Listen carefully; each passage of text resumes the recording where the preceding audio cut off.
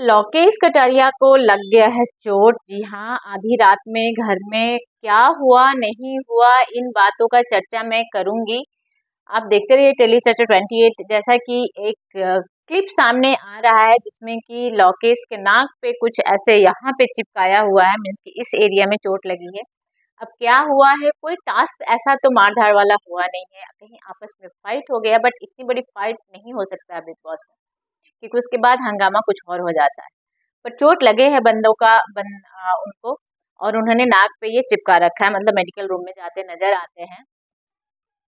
और घर में एक शख्स नजर आ रहा है, उन्हें बताया जा रहा है कि 2 यम का विनर है वो।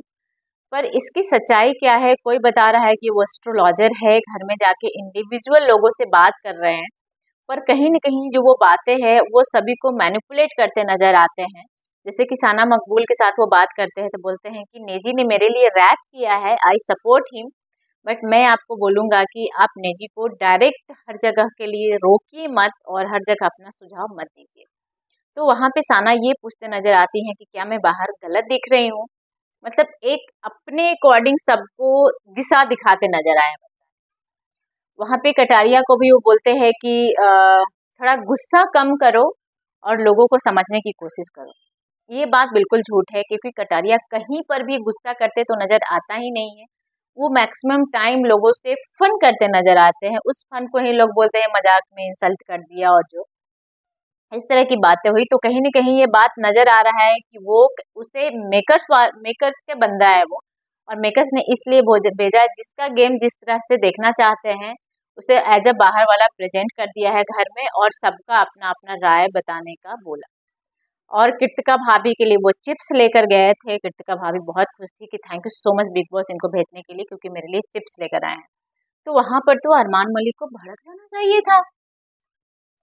सुंदर तो छोड़ो, वो तो डायरेक्ट चिप्स लेके आ गया, मतलब वो भाभी को पसंद कर रहा है। भाभी उसे भी सुंदर लग रही है इसलिए तो चिप्स लेकर गया होगा ना। चलो जोक्स अपार्ट, मतलब ये बात इतना फनी हो गया है क्योंकि बिना मतलब के बात का अरमान हमेशा चर्चे करते रहते हैं, इसलिए मैंने भी बोल दिया।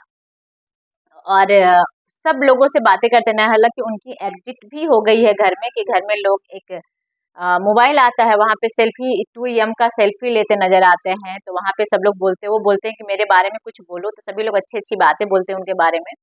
अब वो आगरा से हैं, क्योंकि उसमें नजर आता है कि आगरा का नाम होगा, इस तरह का चर्चा है वहाँ पे।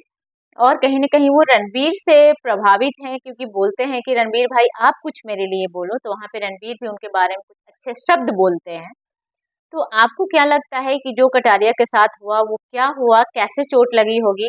ऐसे गार्डन एरिया में जो एक पेड़ पे वॉच लगा हुआ है, वॉच टाइम नहीं बताता है, जस्ट फॉर शो, तो वहाँ पे वो अक्सर बैठते हैं, तो हो सकता है पैर फिसल गया होगा, नहीं तो वो लोग हमेशा ऐसे हाइड एंड सीक, लुका-छिपी वाला गेम और रनिंग गेम करते रहते हैं, तो उसमें भी गिर गए होंगे, चोट लग गया होगा, पर जो भी हुआ अच्छा नहीं हुआ, क्योंकि अभी परफॉर्म करना है, अभी बहुत कम टाइम बचे हैं। तो आपको क्या लगता है कि एक्चुअल में क्या हुआ होगा कटारिया के साथ? आपको क्या डाउट है? आप अपना राय कमेंट बॉक्स में कमेंट करके ज़रूर बताइएगा। देखते रहिए टेली चर्चा 28। Thank you so much.